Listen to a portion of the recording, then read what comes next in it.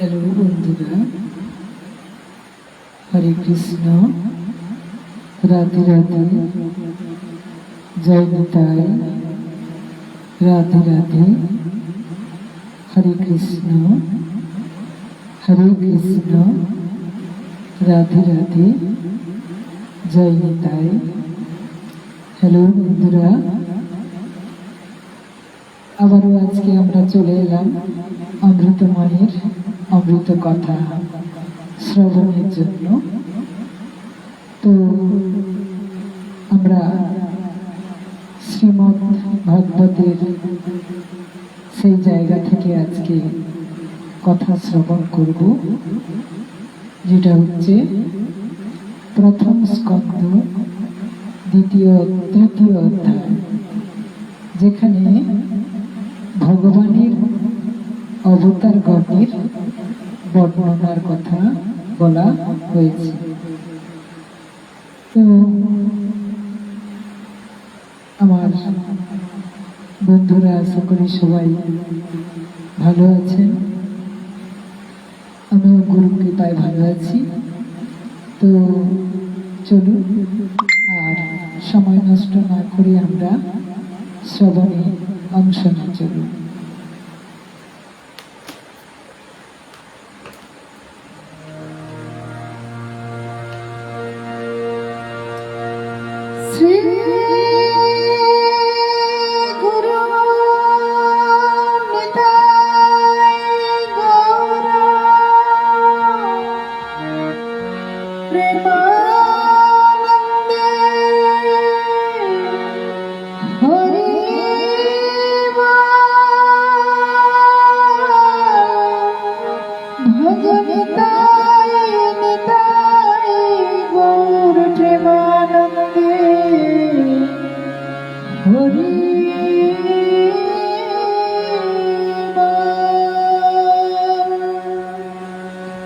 পতিত পাবন পরম দয়াল শ্রী গুরুদেব কি জয়। পতিত পাবন পরম দয়াল শ্রী গুরুদেব কি জয়। পতিত পাবন পরম দয়াল শ্রী গুরুদেব কি জয়। শ্রী গুরু নিতাই গৌর প্রেমানন্দে, হরি বল, হরি বল, হরি বল। অজ্ঞানন্তি মিরন্ধস্য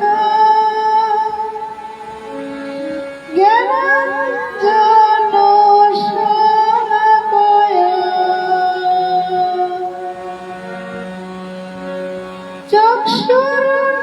চক্ষুর্নিমীলিतं যেন তস্मै শ্রী গুরবে নমঃ।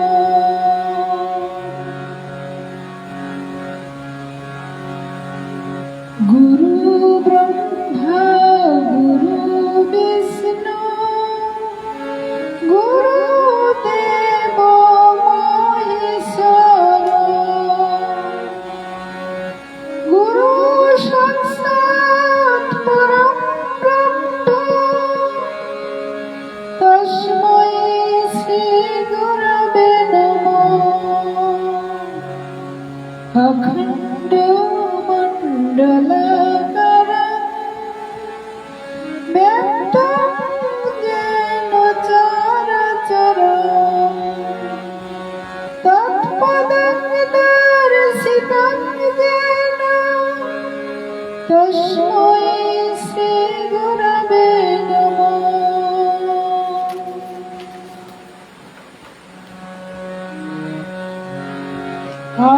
আনন্দলীলাময় বিগ্রহায় হেমাভূতিপচ্ছবে সুন্দরায় তস্मै মহাপ্রেম রসপ্রদায় চৈতন্য চন্দ্রায় নমো নমস্তে।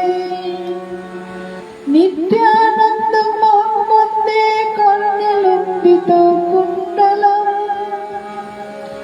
চৈতন্যগ্রজরূপেণ পবিত্রীকৃত ভূ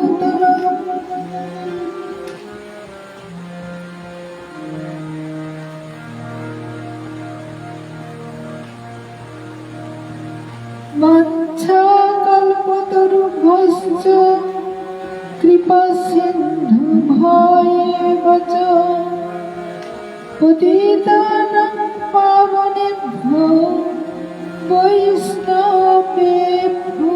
নমো নমঃ। জয় গুরু, জয় গুরু, জয় গুরু। আজ আমরা ভগবতের প্রথম স্কন্ধের দ্বিতীয় অধ্যায় শ্রবণ করব, যেখানে ভগবানের অবতার গণের বর্ণনা দেওয়া হয়েছে। ভগবান ব্যাসদেব সকল বেদের সার সংগ্রহ করার উদ্দেশ্যে মহাভারত রচনা করলেন। আবার বেদের অন্ত মানে অসারতা, গভীরতা সংগ্রহের জন্য দেবর্ষি নারদের উপদেশে মুমুক্ষু বা অজ্ঞানীদের জ্ঞান প্রদানের জন্য কল্পবৃক্ষের মতো শ্রীমদ্ ভাগবত নামক মহাপুরাণ সৃষ্টি করলেন। শুনছি অমৃতময়ের অমৃত কথা। এই কথার প্রচারক শ্রীধাম গুরুকুঞ্জ ধাম, আস্তারা, তমলুক, পূর্ব মেদিনীপুর। শ্রী শ্রী গুরুদেবের রাতুল চরণ কমলাশ্রিতা গৌরগোপাল কৃষ্ণ পিয়াসী শ্রীমতী গোবিন্দ দাসী শ্যামা। জয় নিত্যানন্দ প্রভু, জয় গৌরাঙ্গ মহাপ্রভু, জয় শ্রীকৃষ্ণ। জয় শ্রী গুরুদেবের চরণ স্মরণ করে হরি কথা প্রারম্ভে সকল সাধুগুরু বৈষ্ণব চরণে ও ভক্তির মূর্তিমতী মায়েদের চরণে কোটি কোটি দণ্ডবত প্রণাম।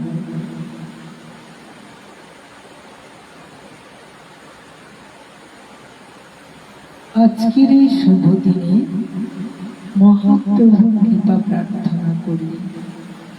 প্রথমত চাই গুরুর কৃপা।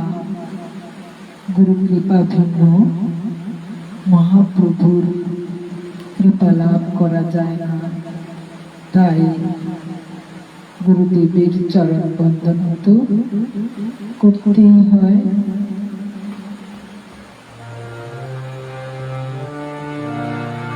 ভব সাগর তারণ কারণ হে রবিনন্দন বন্ধন খণ্ডন হে।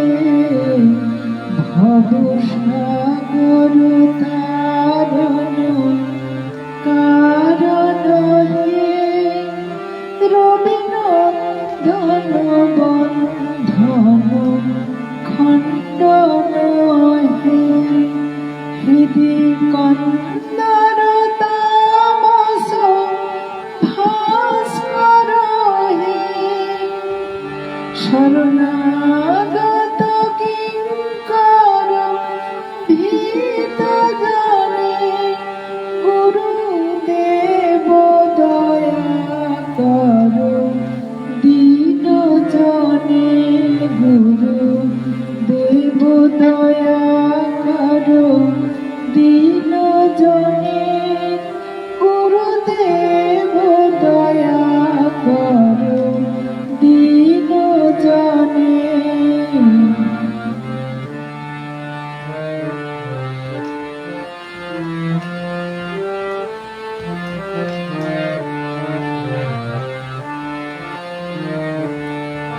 হৃদি কন্দর তামস ভাস্কর হে তুমি বিষ্ণু প্রজাপতি শঙ্কর হে। পরব্রহ্ম পরাৎপর বেদ ভনে। গুরুদেব দয়া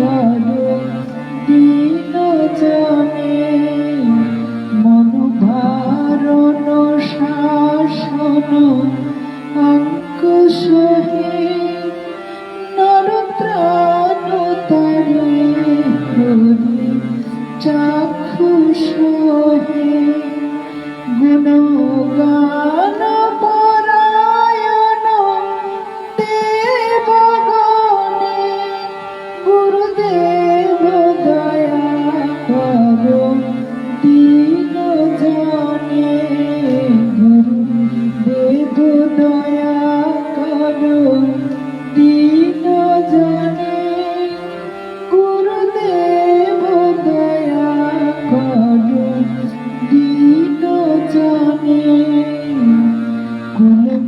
কুলকুণ্ডলিনী ঘুম ভঞ্জ কহে হৃদিগন্থি বিদারক কারো কহে মম মানস চঞ্চল রাত্র দিনে গুরুদেব দয়া করো দীন জনে গুরুদেব দয়া করো দীন জনে গুরুদেব দয়া করো দীন জনে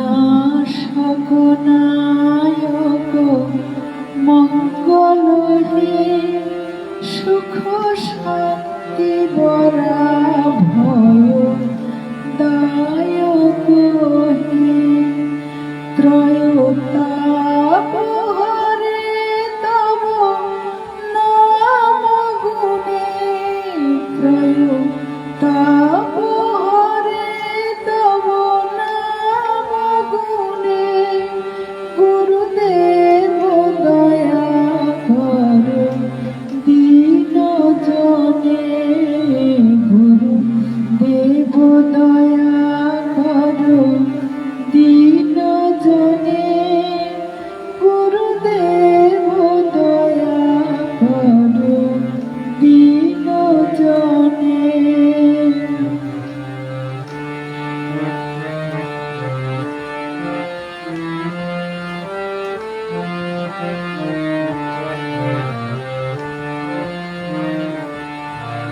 অভিমান প্রভাবী মর্দ কহে গতিহীন জনের তুমি রক্ষক হে অভিমান প্রভাবী মর্দ কহে গতি জনের গতিহীন জনের তুমি রক্ষক হে চিত শঙ্কিত বঞ্চিত ভক্ত ধনে চিত শঙ্কিত বঞ্চিত ভক্ত ধনে গুরুদেব দয়া করো দীন জনে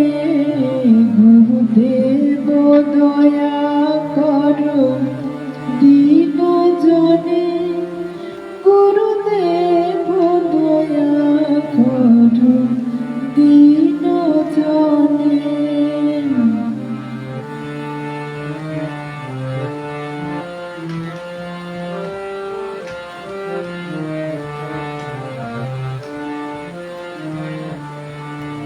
তব নাম সদা শুভ সাধক হে পতিত ধাম মানব পাবক হে তব নাম সুধা শুভ সাধক হে পতিত ধাম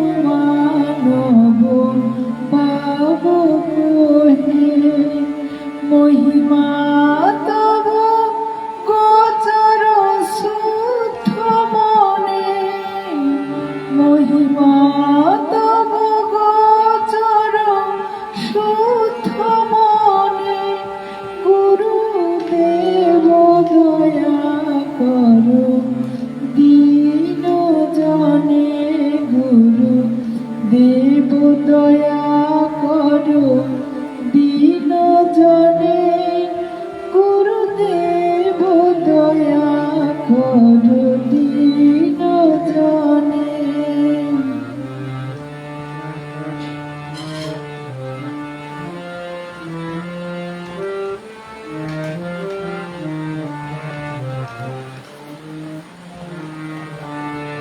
জয় সদ্গুরু ঈশ্বর প্রাপক হে, ভবরোগ বিকার বিনাশক হে।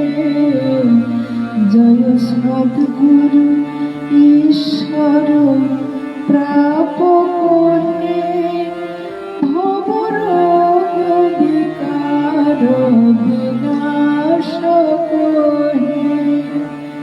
মন যেন রহে তব শ্রীচরণে, মন যেন রহে তব শ্রীচরণে, গুরুদেব দয়া করো দীন জনে, গুরুদেব দয়া করো দীন জনে, গুরুদেব দয়া করো দীন জনে। ভবসাগর তারণ কারণ হে, রবিনন্দন বন্ধন খণ্ডন হে, রবিনন্দন বন্ধন খণ্ডন হে, রবিনন্দন বন্ধন খণ্ডন হে। শুনছি অমৃতময়ীর অমৃত কথা। শুধু বললেন সৃষ্টির প্রথমে ভগবান লোকসমূহ নির্মাণের ইচ্ছা করলেন, আর সঙ্গে সঙ্গে মহত্তত্ত্বাদি সম্পন্ন পুরুষ রূপ গ্রহণ করলেন। তার মধ্যে পঞ্চ জ্ঞানেন্দ্রিয় ও পঞ্চ কর্মেন্দ্রিয়, এই 10 ইন্দ্রিয়, মন এবং পঞ্চভূত রূপ, এই 16টি কলা ছিল। তিনি যখন কারণান্বর্তে শায়িত হয়ে যোগনিদ্রায় নিদ্রিত ছিলেন, তখন তার নাভি হ্রদ থেকে এক পদ্মের সৃষ্টি হল, এবং সেই পদ্ম থেকে প্রজাপতিগণের পিতা ব্রহ্ম উৎপন্ন হল। ভগবানের সেই বিরাট রূপের অঙ্গ প্রত্যঙ্গ সমূহের মধ্যে সমস্ত লোকের কল্পনা করা হয়েছে। তার সেই রূপ বিশুদ্ধ এবং নিরতিশয় তত্ত্বময় শ্রেষ্ঠ রূপ। যোগীগণ দিব্য দৃষ্টি দিয়ে ভগবানের সেই রূপ দর্শন করেছেন। তো চলুন আমরা সেই ভগবান সম্পর্কে একটু জেনে নিই।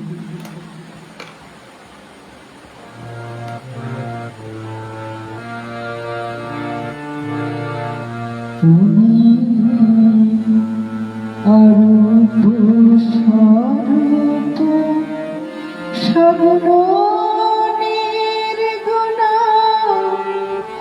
দয়াল ভয়াল হরি। আমি কি বা জানি, আমি কি বা বুঝি, আমি কেন ভেবে মরি।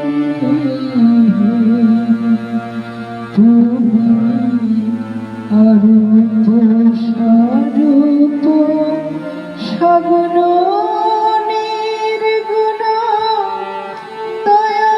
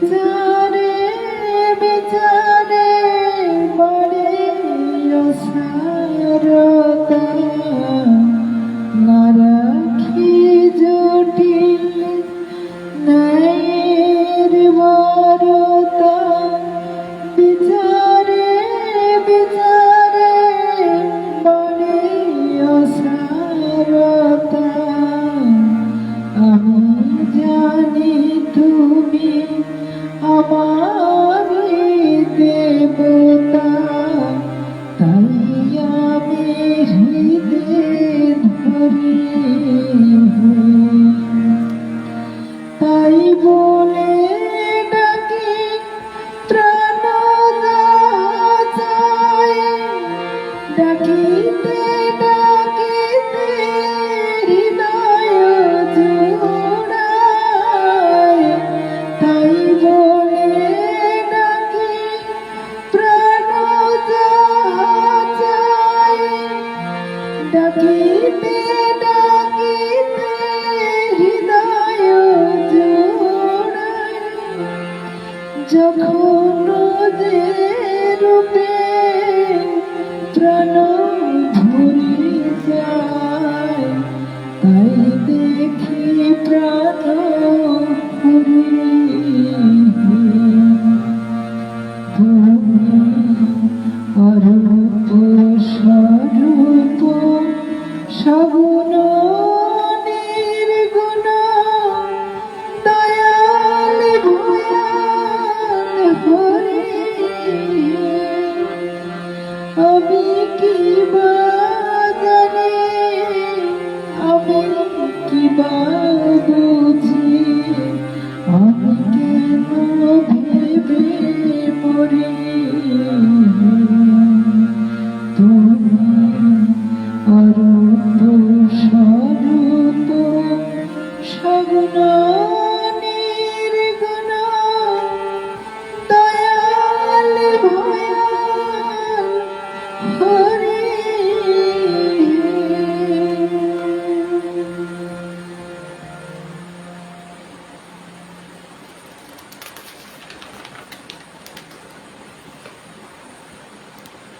ভগবানের এখানে অবতারের কথা বলা হয়েছে।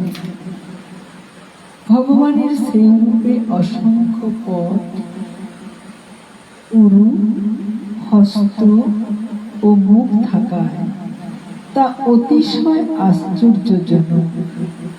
তার মধ্যে অসংখ্য মস্তক, অসংখ্য কর্ণ, অসংখ্য চক্ষু ও অসংখ্য নাসিকা রয়েছে, যা অসংখ্য মুকুট, বস্ত্র, কুণ্ডলাদি অলঙ্কারে শোভিত। ভগবানের সেই পুরুষ রূপ যাকে নারায়ণ বলা হয়, অনেক অবতারের অক্ষয় বীজ স্বরূপ।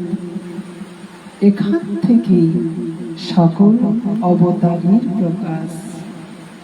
এই দেহের ক্ষুদ্রাতি ক্ষুদ্র সূক্ষ্মাতি সূক্ষ্ম অংশ দ্বারা দেবতা, মানব ও সমস্ত জীবজগতের সৃষ্টি।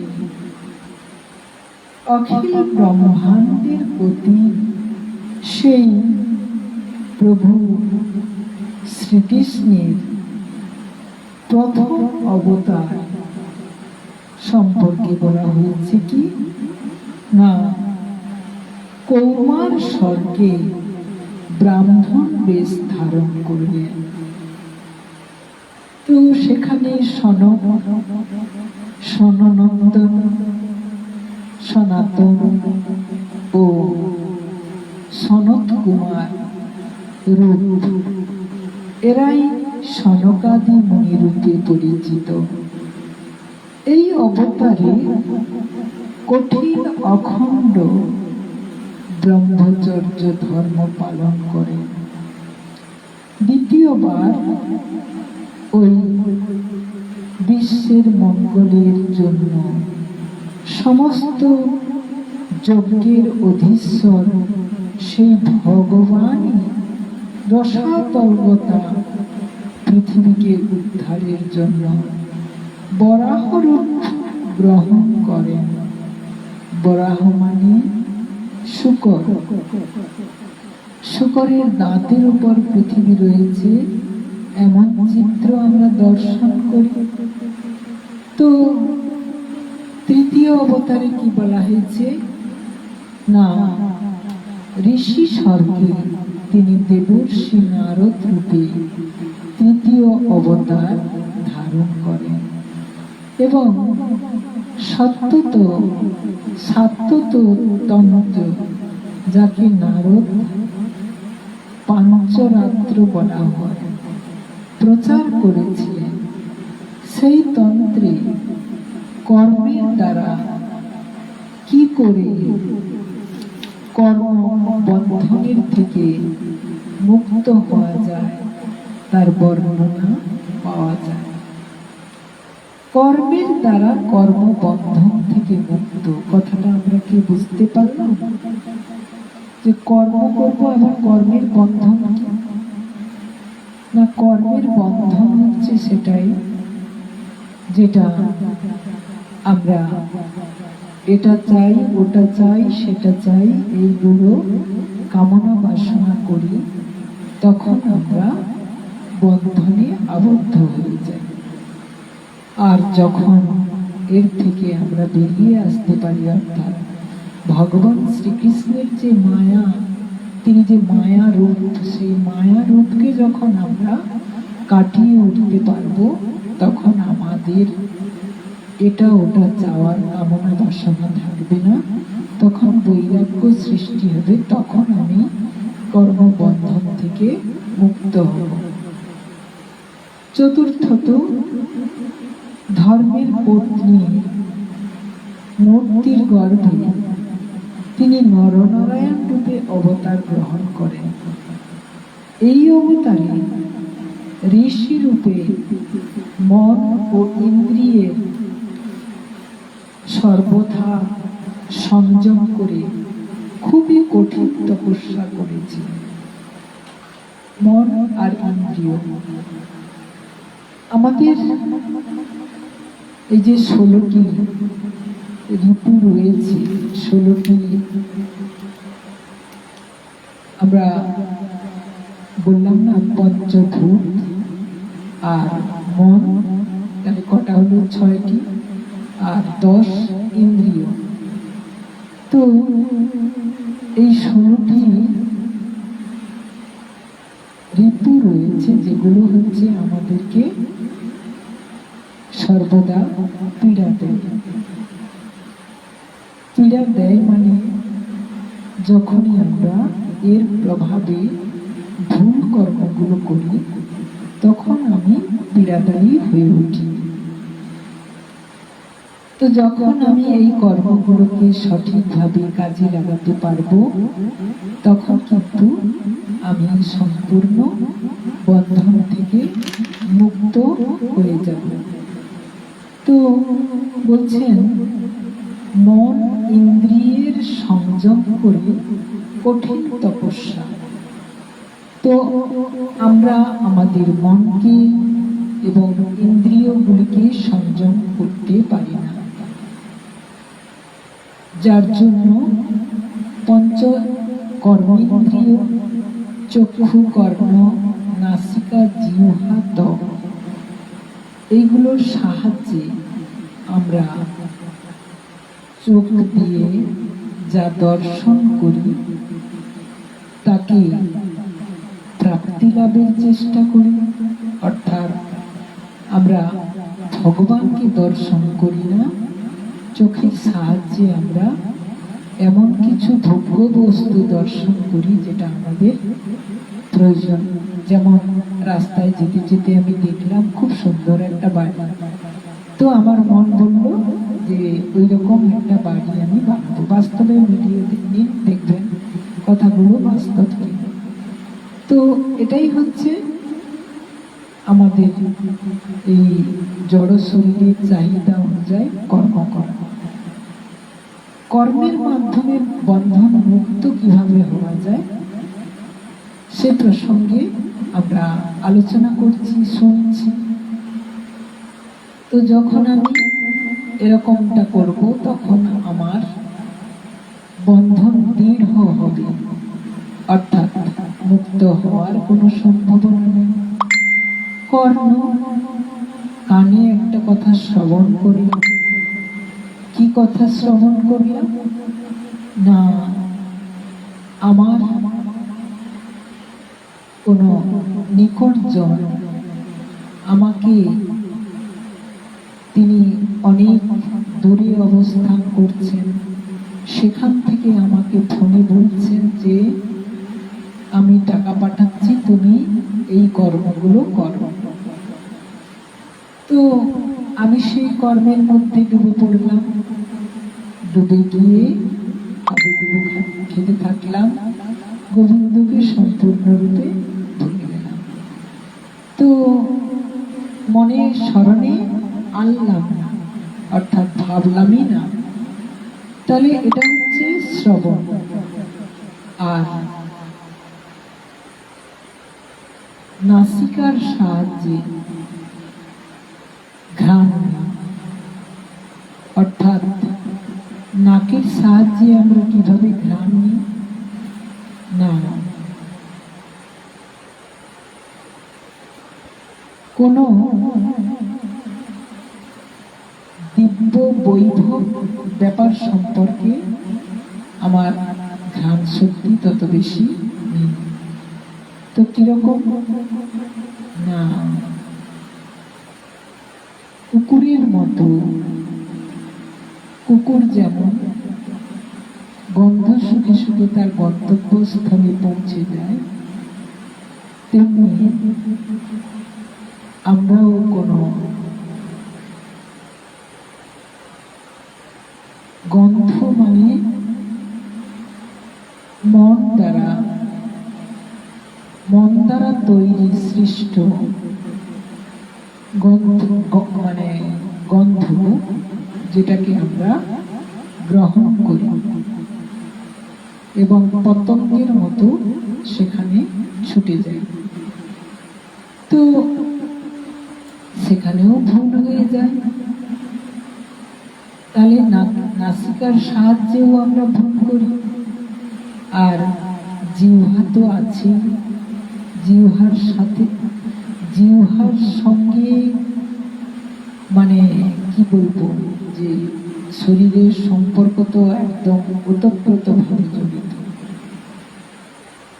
তো জিহ্বার সাহায্যে আমরা স্বাদ গ্রহণ করি। কিরকম স্বাদ?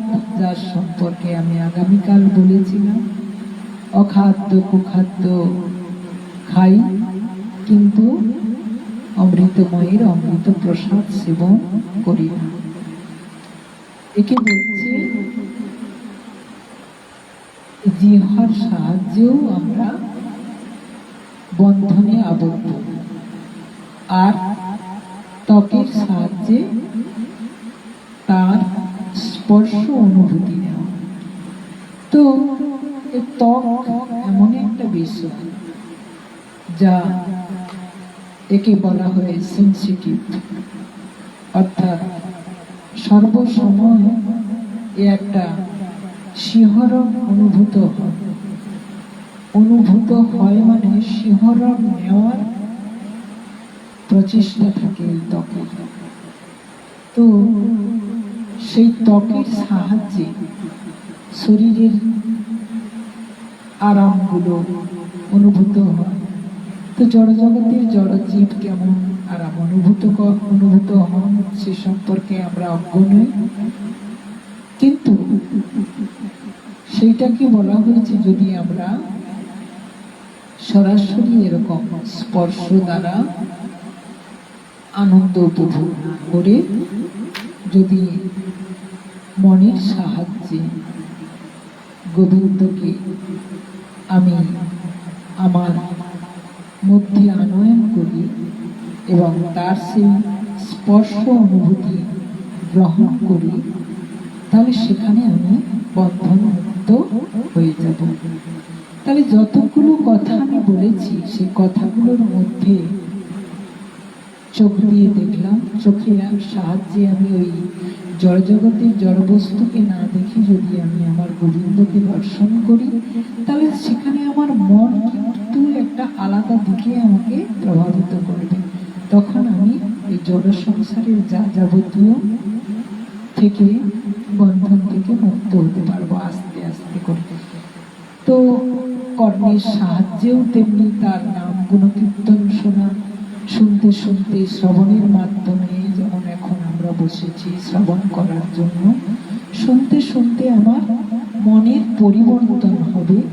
তখন আমার ভেতরের যে কুপ্রভাবগুলো, কুচিন্তাগুলো, শ্রবণ করার যে ইচ্ছে ছিল সেটা ক্রমশ অবলুপ্ত হবে। তো তখন এই শ্রবণের মাধ্যমে গোবিন্দ গুণকীর্তন যখন আমি অনবরত শ্রবণ করতে থাকবো, তখন কিন্তু আমি বন্ধন মুক্ত হয়ে যাব। তো নাকের সাহায্যে তার ঘাম নিতে বলা হয়েছে, অর্থাৎ এমনই ভাবতে বলা হয়েছে যে যেন তিনি স্বয়ং আমার সামনে উপস্থিত এবং আমি তার ঘ্রাণ অনুভব করছি। অর্থাৎ তিনি যে বনফুলে সুশোভিত সুসজ্জিত, সেই ফুলের গন্ধ আমার নাকের মধ্যে আমি অনুভূত হচ্ছি। তাহলে তখন কি হবে, এই বিষয়গুলো যখন আমি ভাববো, তখন আমার ভাবনার মধ্যে কুচিন্তা ভাবনাগুলো দূরীভূত হয়ে আমি ক্রমশ ওই ভাবনায় ডুবে গিয়ে, ভাবের ঘরে ডুবে গিয়ে আমি তখন একটা আলাদা আনন্দ অনুভূতি লাভ করব। তাই চলুন আমরা শুনছি অমৃতময়ের অমৃত কথা। বলছেন এইভাবে যদি আমরা আমাদের মানে এই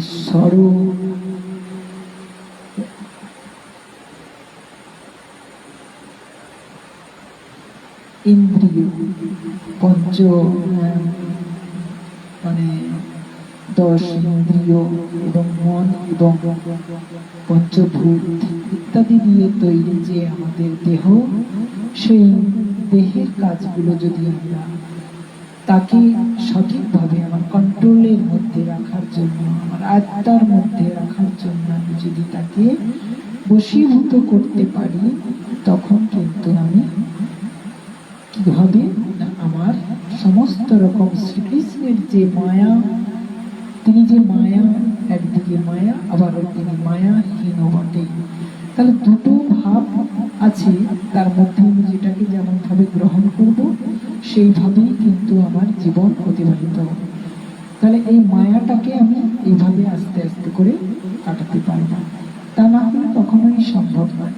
আর এ জড় সংসারের জড় মানুষের মায়া কাটানো খুবই কষ্টদায়ী, সেটা কখনোই সম্ভব নয়। কারণ এ তো আষ্টে পৃষ্ঠে আমাদের যেভাবে হোক জড়িয়ে রাখে, এর থেকে মুক্ত হওয়া সম্ভব না। বিশেষ করে আমি তো পারি না, তো আপনারা হয়তো পারেন, কিন্তু এই মায়া যতক্ষণ না কাটাতে পারবো ততক্ষণ আমি বন্ধন মুক্ত হতে পারবো না। তো একটি ভজন আমরা পরিচয় করি।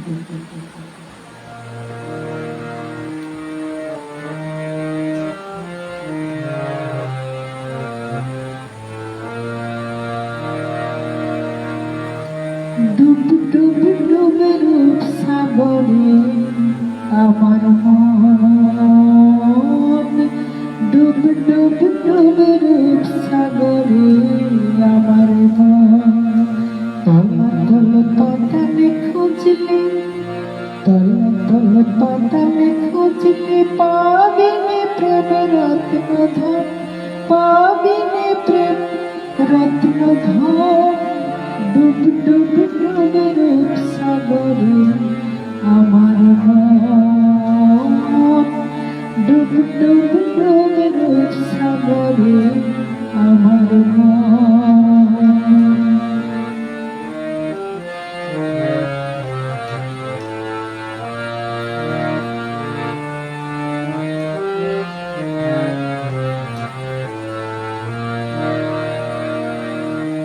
খোঁজ খোঁজ খোঁজ খুঁজলে পাবে হৃদয় মাঝে বৃন্দাবন।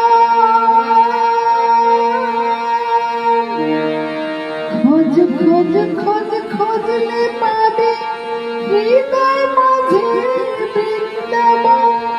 দীপ দীপ দীপ জ্ঞানের বাতি জ্বলবে হৃদয় অনুক্ষণ, জ্বলবে হৃদয় অনুক্ষণ।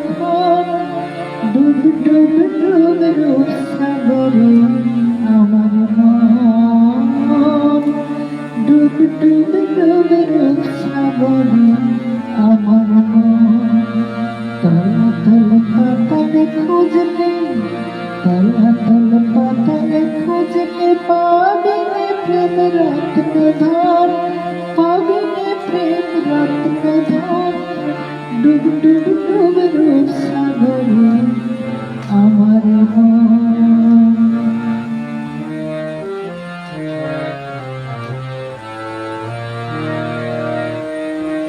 ড্যাং ড্যাং ড্যাং ডাঙায় ডিঙি চালায় আমার সেগুন গান। ড্যাং ড্যাং ড্যাং ডাঙায় ডিঙি চালায় আমার সেগুন গান। কবি বলে শোন শোন শোন, কবির বলে শোন শোন শোন। ধর গুরুর শ্রীচরণ, ধর গুরুর শ্রীচরণ। ডুব ডুব ডুব রূপ সাগরে আমার মন, ডুব ডুব ডুব রূপ সাগরে আমার মন।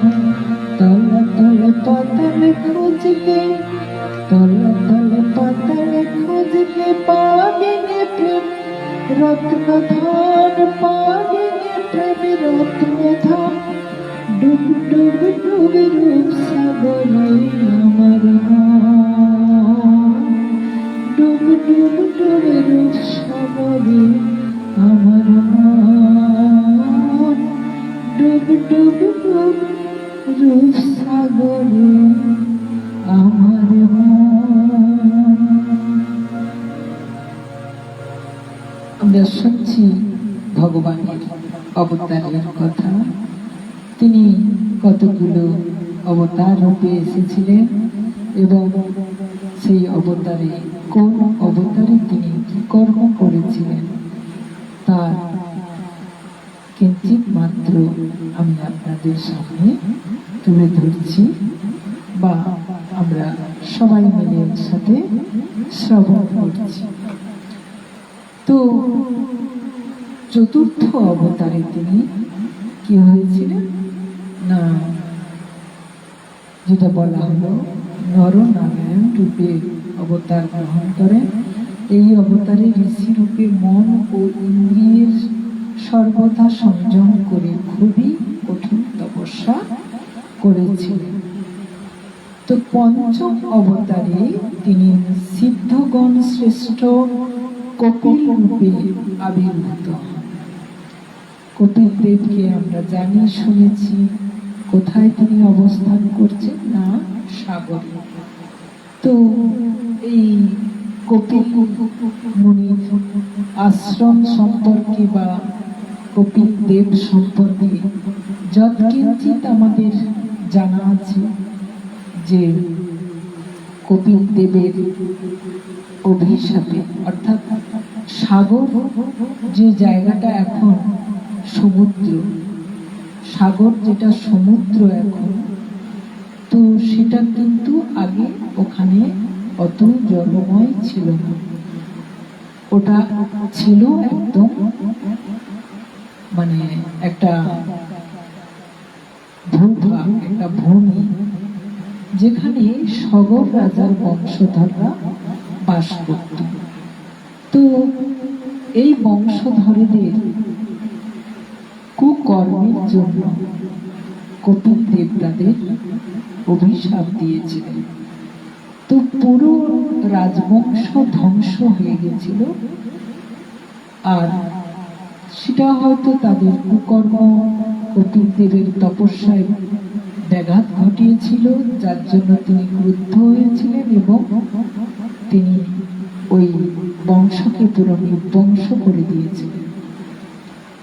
তো দীর্ঘ জীবন ধরে তপস্যা করে করে সেই সগর বংশ, তার বংশধরেরা, পরবর্তী প্রজন্মের যারা, তারা মানে এই সগর বংশকে উদ্ধার করতে পারে। তো পরবর্তীকালে যখন ভগীরথ তিনি অনেক তপস্যায় সিদ্ধি লাভ করে তিনি গঙ্গা দেবীকে মর্তধামে ভগীরথকে সন্তুষ্ট করে, ভগীরথ কপিলদেবকে সন্তুষ্ট করে বলেছিলেন যে যদি তুমি এই কর্ম করতে পারো তাহলে তোমার বংশ উদ্ধার হতে পারে। তখন তিনি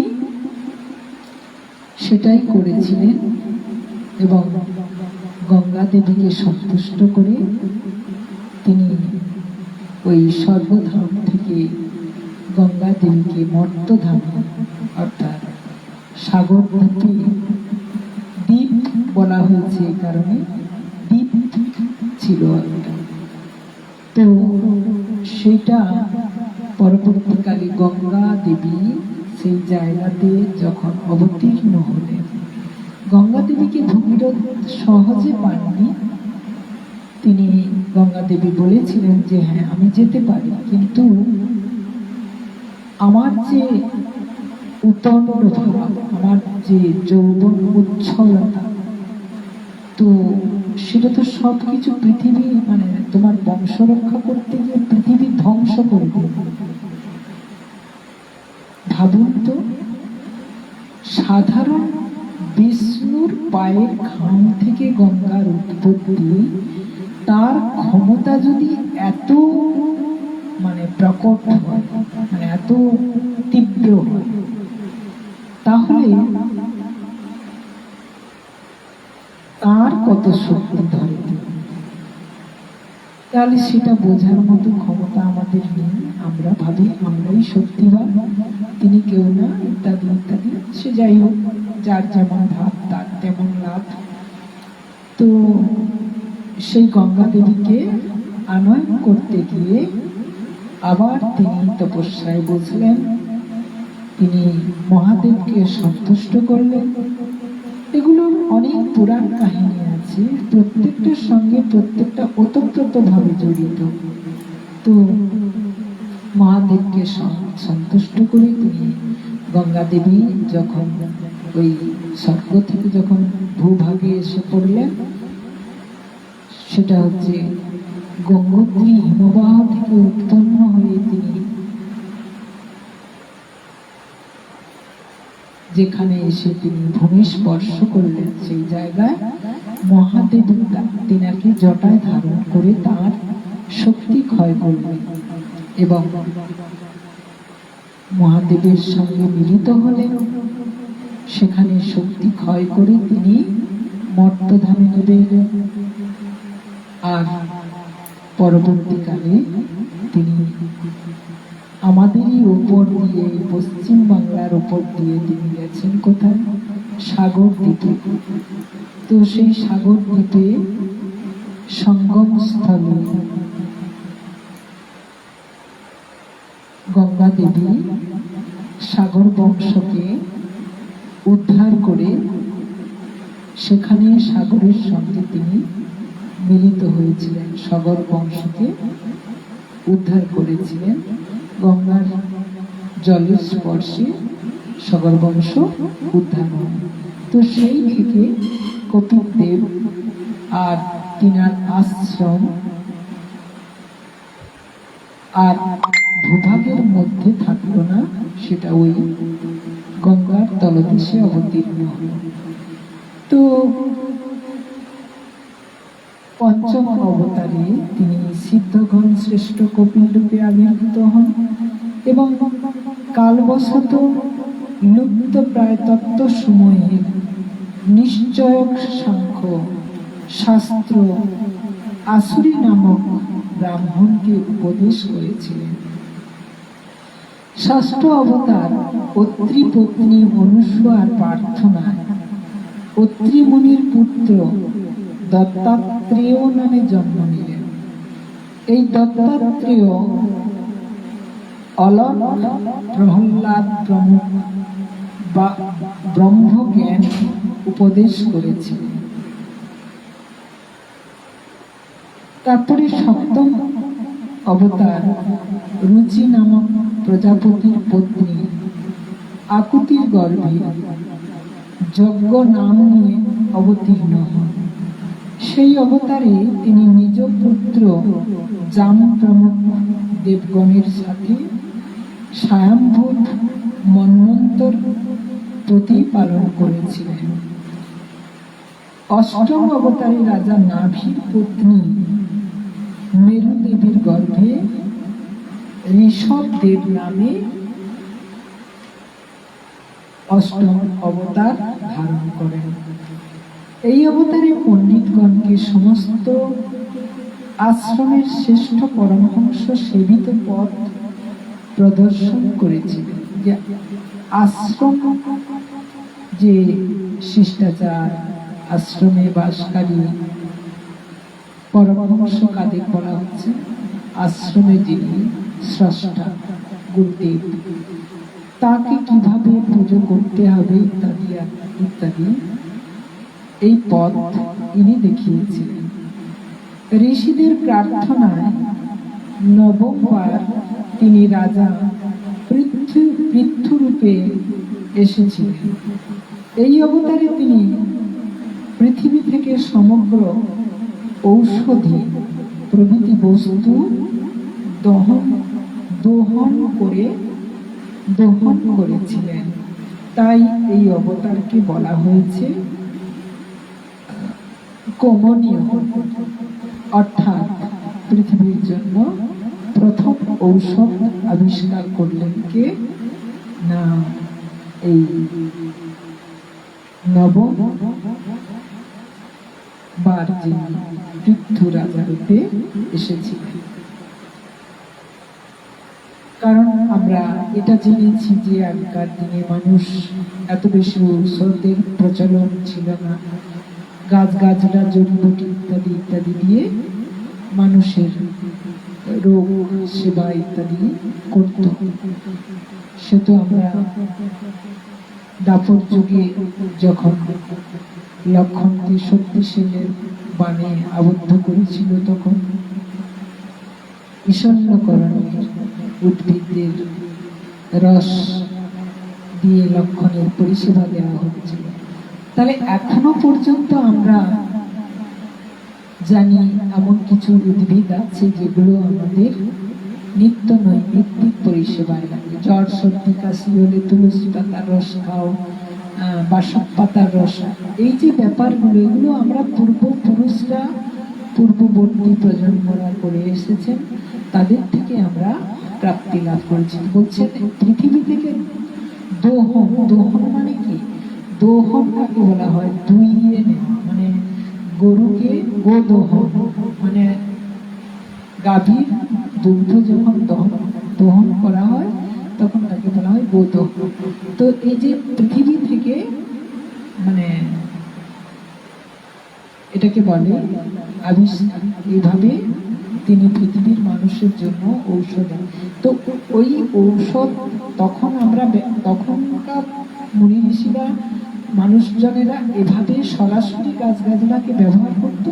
আর এখন সেটাকে কেমিক্যাল মিশিয়ে একটা, মানে বিজ্ঞানের যুগের মানুষ বিজ্ঞান থেকে অনেক কিছু শিখেছে, তো সেই জন্য মানে সেটাকে ড্রাই মেডিসিন হিসেবে, যেটা দীর্ঘদিন রাখা যায়। কারণ ওই ঔষধটা, মানে যেগুলো গাছগাছড়া থেকে পাবো, সেগুলো সংগ্রহ করাও কষ্টদায়ক এবং সেগুলো সঙ্গে সঙ্গে পাওয়াটাও খুব, মানে সহজসাধ্য ব্যাপার, সহজলভ্য ব্যাপার নয়। তো সেই জন্য এইভাবে আবিষ্কারের দ্বারা, কিন্তু প্রথম ওই তিনি আবিষ্কার করেছিলেন, ঔষধের আবিষ্কার প্রথম করেছিলেন। তো সেটা হচ্ছে অষ্টম না নবম জন্ম। আর দশম অবতারে তিনি চাক্ষুষ মন্বন্তরের শেষে যখন সমগ্র ত্রিভুবন সমুদ্র প্লাবিত হয়েছিল, তখন তিনি মৎস্য রূপে দশম অবতার গ্রহণ করেন এবং পৃথিবীরূপী নৌকাতে আরোহণ করে পরবর্তী মন্বন্তরের অধিপতি বৈবস্বত মনুকে রক্ষা করেছিলেন। তো পরবর্তী মন্বন্তরের অধিপতি কেন বলা হয়েছে না, যখন মন্বন্তর হয়ে যায় সবকিছু শেষ হয়ে যায়, লুপ্ত হয়ে যায়, তারপরে আবার সেটাকে নতুন করে বীজ বপন করা। যেমন আগেকার দিনে আমরা দেখেছি যে যখন বন্যা হয়ে যায় তখন গাছপালা সব কিছু মরে যায়, মানে দেখা যায় মাসের পর মাস জল জমে আছে। তো দীর্ঘদিন জল জমে থাকার জন্য মানে ঘাস লতা পাতা বড় বড় গাছ যেগুলো কিছু কিছু বেঁচে থাকে, কিছু কিছু মরেও যায়। তো সেই জায়গাগুলো পুরো মরুভূমি হয়ে যায়, পুরো মানে ঠিক কাদামাটি টাইপের, কোনো কিছু থাকে না। তো যেটা দেখেছি আমরা, তখন বেশিরভাগ সময় ময়নাতে ডুবে যেত, ময়নাতে বন্যা হয়ে যেত। আমাদের এই ত্রিবেণী মানে তিনটে নদীর মুখে খান দিয়ে জল ঢুকে প্রায় ভেঙে যেত, যাকে বলছে ঢেউ ভাঙা, নাম তার ঢেউ ভাঙা, আর সব সময় ভেঙেই যেত। ওইখান দিয়ে জল ঢুকে পুরো একদম শ্রীরামপুর ইত্যাদি ইত্যাদি সব মানে এগুলো ছিল নদীর পাড়, প্রায় ভেঙে গিয়ে পুরো ডুবিয়ে দিত। তারপরে ক্যানেল তৈরি হলো, ক্যানেল তৈরির পর এখন আর ওখান থেকে ঢুকবে, এদিক দিয়ে বেরিয়ে যাবে। তো এই সিস্টেমে এখন আর বন্যা টন্যা হয় না। তখন আমরা প্রায়শই বন্যা দেখতাম যখন ময়নাতে পড়াশোনা করতাম, মাসের পর মাস স্কুল ছুটি থাকতো। তারপরে যখন বন্যা টন্যা শেষ হয়ে গেল, তারপর যে রাস্তাগুলো দিয়ে আমরা চলাফেরা করতাম সেই রাস্তার উপর দিয়ে যাচ্ছি তো যাচ্ছি, কোনো কিছুই নাই চারিপাশে, যেন কিরকম একটা যেন সে পুকুর মেরে দিলে যেমন তার অবস্থা হয় সেরকম। তো এই মন্বন্তরের পর আবার যখন পৃথিবীতে আবার নতুন করে রোপণ করতে হবে, তো ওই মনুকে তিনি রক্ষা করেছিলেন, ওখানে বীজ হিসেবে তেনাকে রক্ষা করেছিলেন। পরবর্তীকালে তিনি হচ্ছেন অধিপতি হবেন। শুনছি অমৃতময়ের অমৃত কথা। তো চলুন একটু ভজন গীতির মধ্য দিয়ে পরের অবতারে আমরা প্রবেশ করব।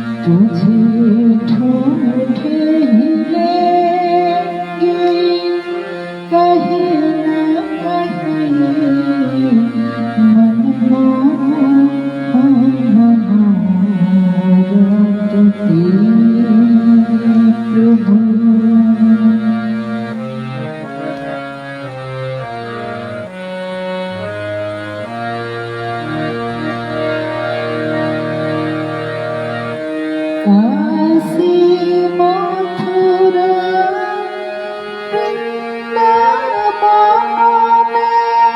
काशी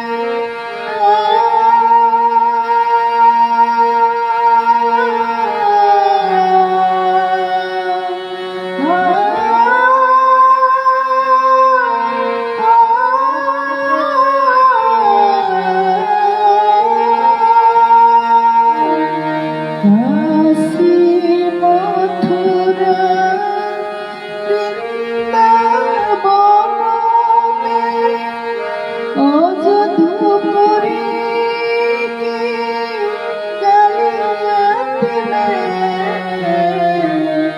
काशी मथुरा वृंदावन में अयोध्यापुरी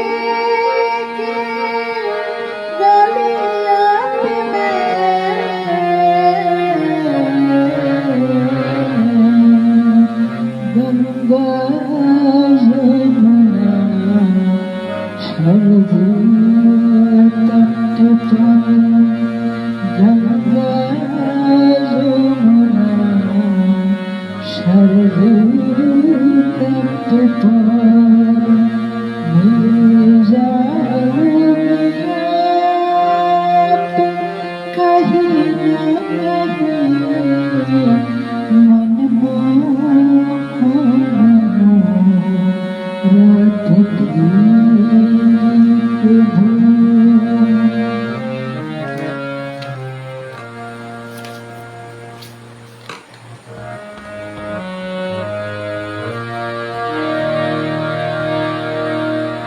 घरे बारक छोड़ सन्यासी हुए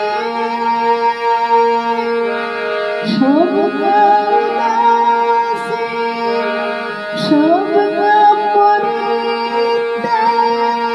उदासी हुए घरे बारक छोड़ सन्यासी सबका परित्याग उदासी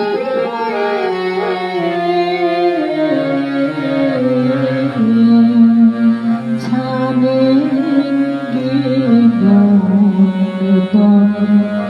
थाकते छानेंगे गौर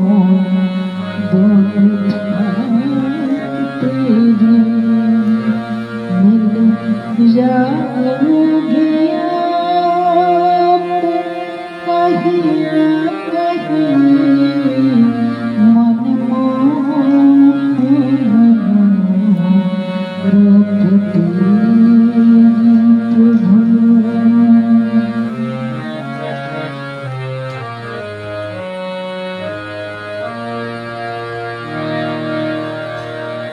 सब भक्त तुम्हीं को घेरेंगे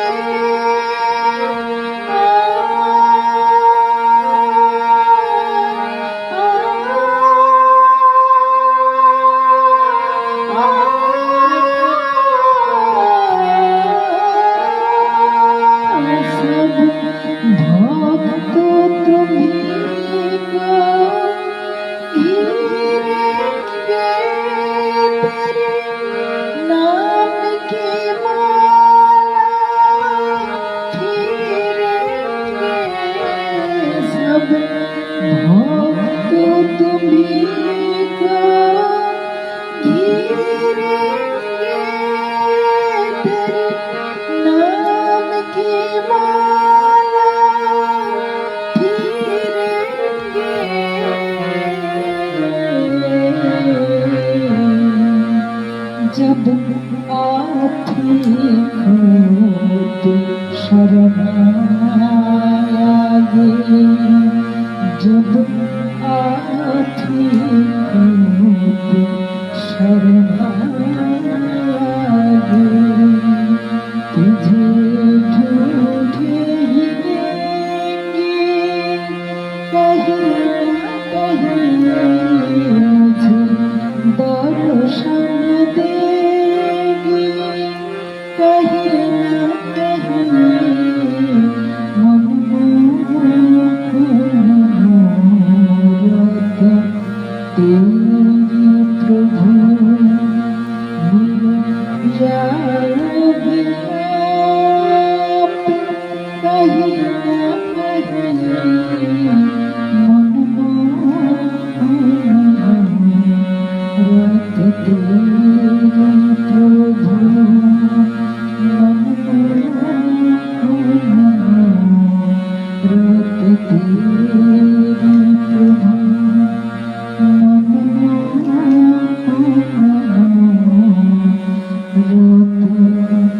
तेरी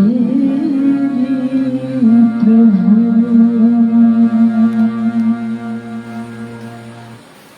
শুনছি অমৃতময় অমৃত কথা। তো এখন আমরা একাদশ অবতার সম্পর্কে জানব। দেবতা এবং দানবেরা যখন সমুদ্র মন্থন করেছিলেন সেই সময় কূর্ম রূপ ধারণ করে তিনি একাদশ অবতার রূপে জন্মগ্রহণ করে মন্দার পর্বতকে নিজের পিঠে ধারণ করেছিলেন। দ্বাদশ বার ধন্বন্তরী মূর্তি ধারণ করে অমৃত ভাণ্ড হাতে নিয়ে সমুদ্র থেকে উঠে এসেছিলেন এবং ত্রয়োদশ অবতারে মোহিনী রূপ ধারণ করে দানবদের মোহিত করে দেবতাদের অমৃত পান করিয়েছিলেন। চতুর্দশ অবতারে তিনি নৃসিংহ রূপ পরিগ্রহ করে নিজের নখ দিয়ে প্রবল পরাক্রান্ত দৈত্যরাজ হিরণ্যকশিপুর বুক বিদীর্ণ করেছিলেন।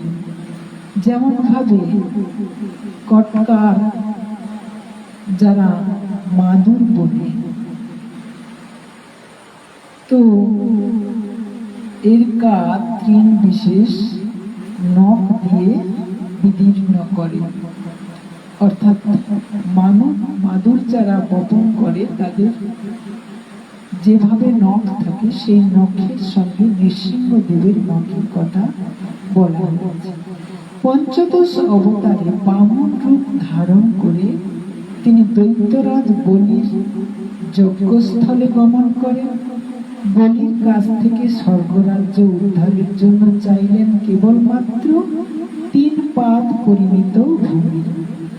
ষোড়শ অবতারে পরশুরাম রূপে ক্ষত্রিয় নৃপতিদের ব্রহ্ম বিদ্বেষীয় ব্রাহ্মণ হত্যা রূপে দেখে ক্রুদ্ধ হয়ে তিনি 21 বার পৃথিবীকে নিষ্ক্ষত্রিয় করে দিয়েছিলেন।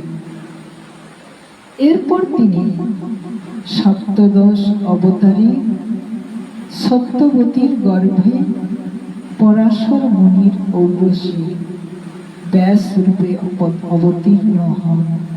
সেই সময় মনুষ্যগণকে অল্প বুদ্ধি দেখে বেদরূপ অবতারে দেবকার্য সম্পাদনের জন্য নরপতি রূপে অল্প বুদ্ধি দেখে বেদরূপ বৃক্ষের শাখা বিভাজন করেছে।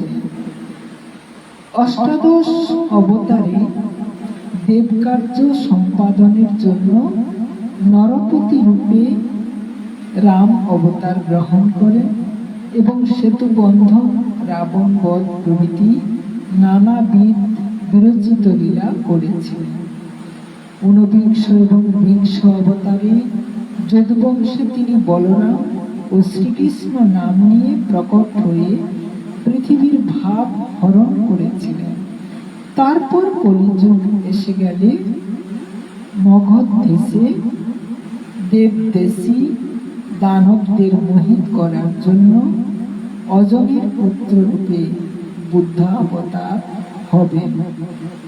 এই যে বুদ্ধাবতার হবেন বলা হয়েছে কেন? না, তিনি তখনও বুদ্ধদেব তখনও পর্যন্ত অবতীর্ণ হন। তো ইনারা কে বলছে? না, সুত। আমরা শুনছি সুতোর মুখ থেকে কথা। কাকে বলছেন? না, সৌনকাদি মুনিগণকে বলছেন। তো এই অবতারের কথাও আমরা তিনার মুখ থেকে শুনছি, তিনার বদন থেকে শুনছি। তো তিনি বলছেন যে এরকম, যে তখন কলিযুগে বুদ্ধ, অর্থাৎ কলিযুগে আরো আরো কত অবতার হয়েছে। তো তারপরে বিষয়গুলো মানে যে সময়ের বর্ণনা দেওয়া হয়েছে সেই সময়কার কথা এখানে উল্লিখিত হয়েছে। তো এর অনেক পরে যখন কলিযুগের অবসান হয়ে আসবে এবং রাজারা সব দস্যু ভাবাপন্ন হয়ে যাবে, তখন জগৎ পালক ভগবান বিষ্ণু যশা নামে ব্রাহ্মণের ঘরে কল্কি রূপে অবতীর্ণ হবে।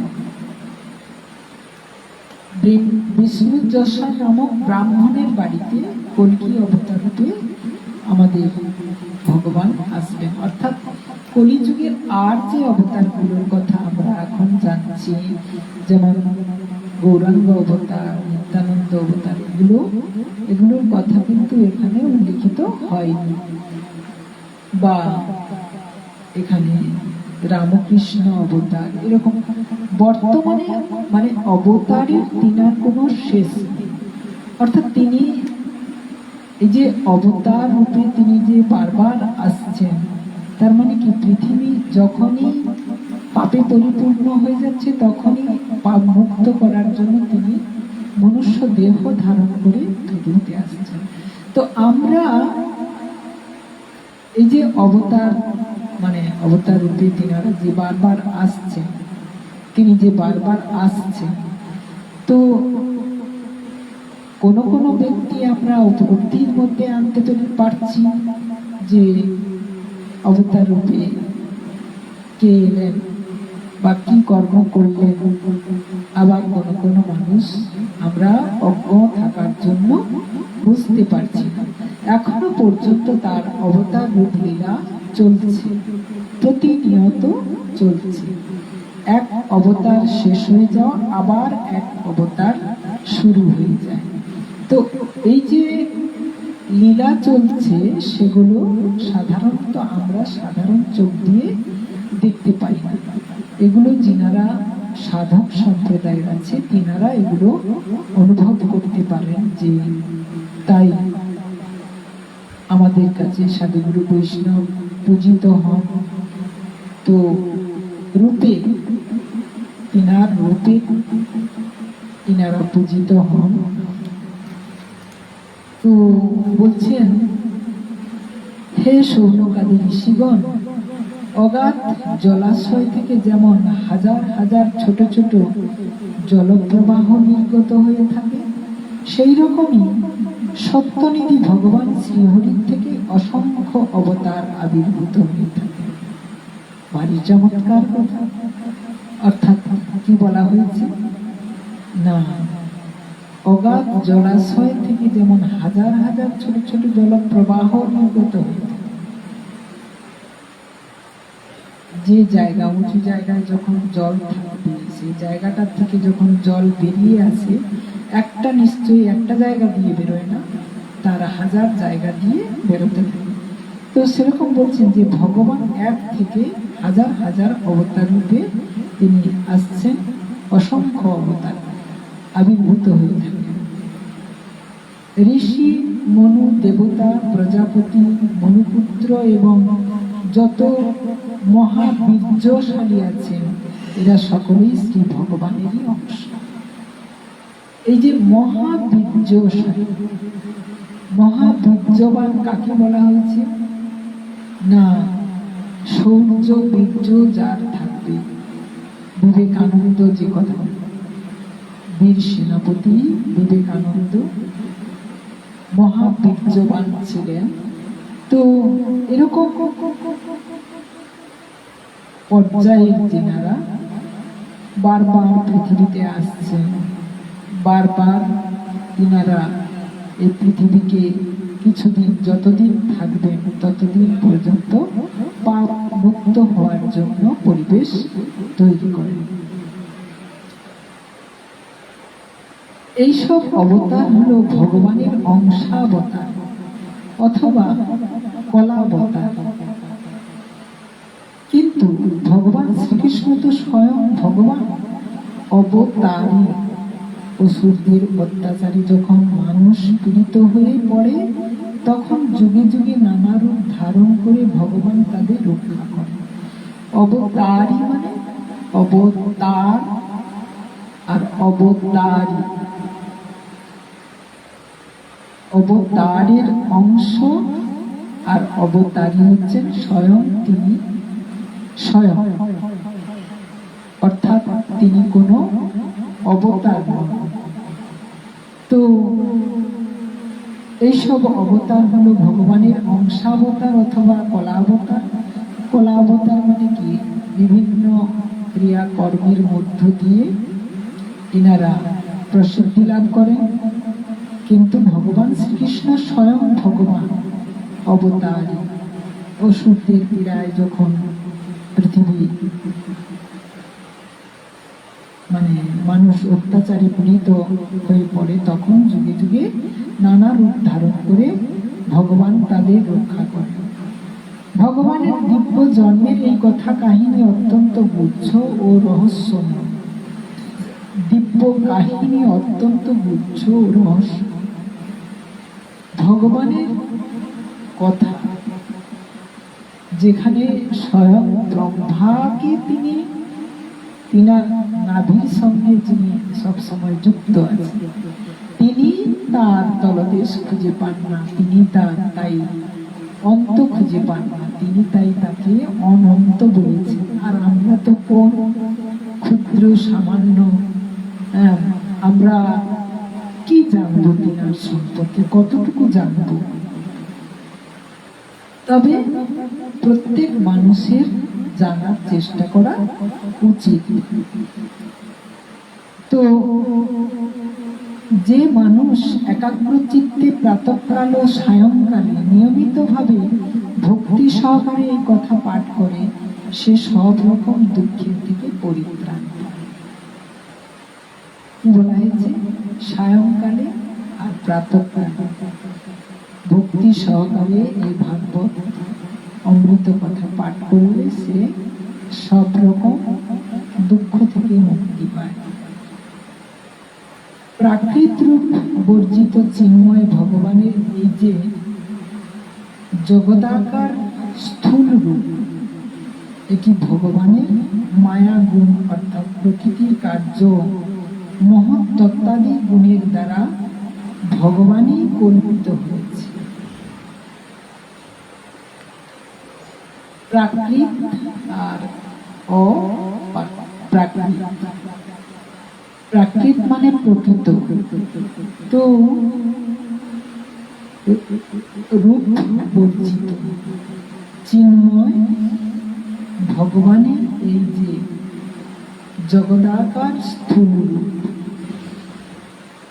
তো এটি ভগবানের মায়াগুণ অর্থাৎ প্রকৃতির কার্য মহত্তত্ত্বাদি গুণের দ্বারা ভগবানই কল্পিত হয়েছে।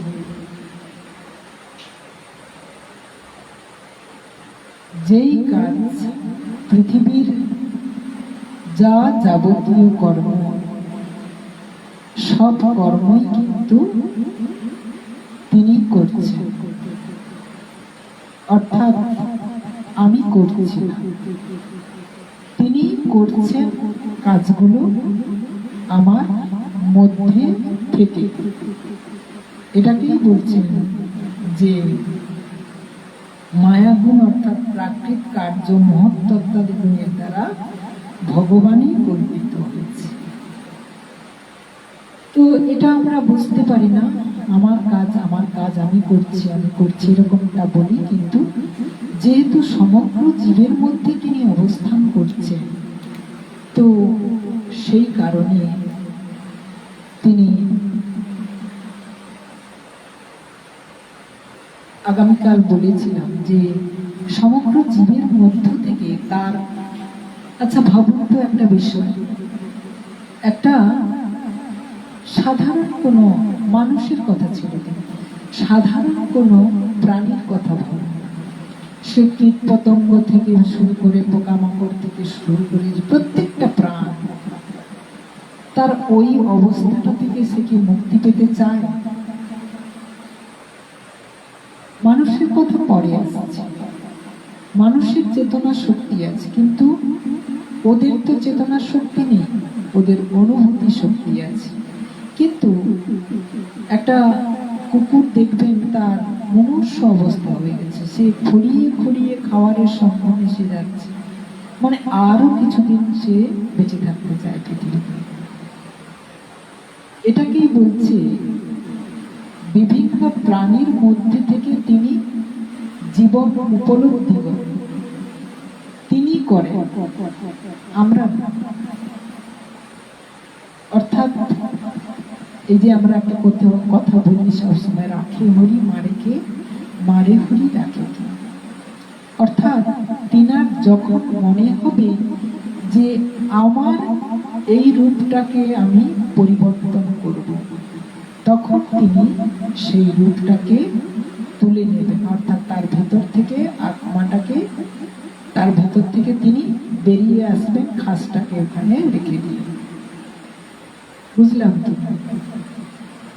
তো এগুলো আমরা অনুভব করতে পারি না, বুঝতে পারি না, যে মনে হয় এত তাড়াতাড়ি আমার মৃত্যু হয়ে যাবে বা আমি দীর্ঘ জীবন ধরে বাঁচব, এটা কখনো সম্ভব নয়।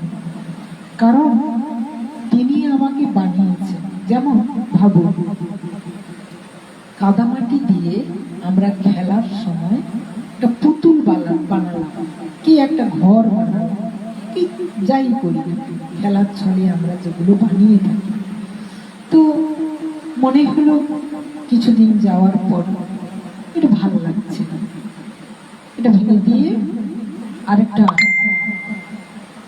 বাঁদরের মূর্তি করব। যেটা আমি কুকুরের মূর্তি করেছিলাম সেটাকে আমার মনে হলো একটা বাঁদরের মূর্তি করব।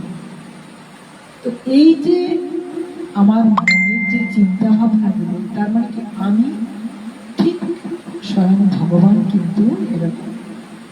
তো সেখানে বলা হয়েছে কি তিনি প্রতিনিয়ত ভাঙে আর গড়ে, এই ভাঙা গড়ার খেলা তিনার সর্বসময় লেগে থাকে।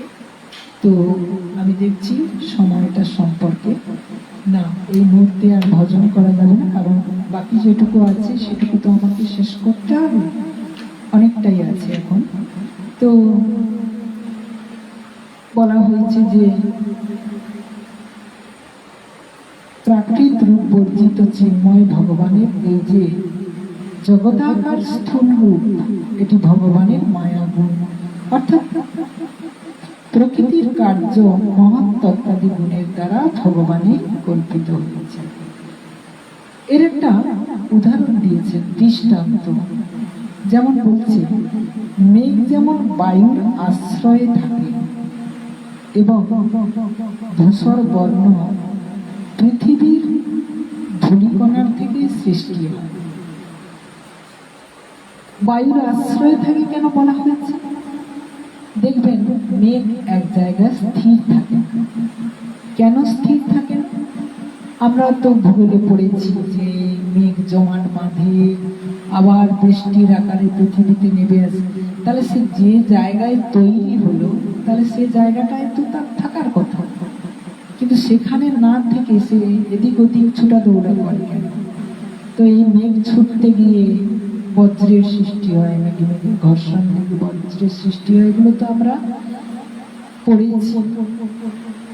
তো সেটা বলছে যে